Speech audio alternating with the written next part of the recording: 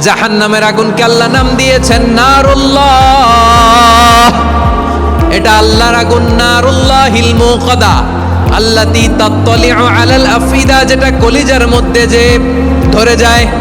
দুনিয়ার আগুন হাতে লাগলে হাত জ্বলে, পায়ে লাগলে পা জ্বলে। জাহান্নামের আগুন দেহের যেই জায়গায় লাগুক না কেন, সাথে সাথে কলিজাটা জ্বলে ছাই হয়ে যাবে।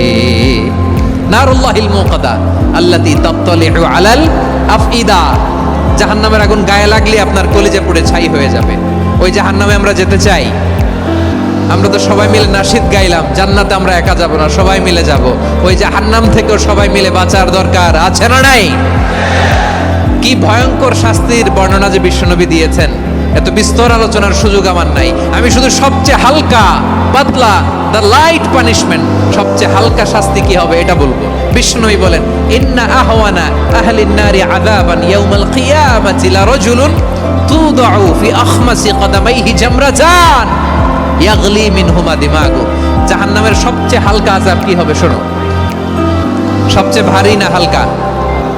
সবাই বলুন, জাহান্নামের সবচেয়ে কঠিন আযাব না হালকা?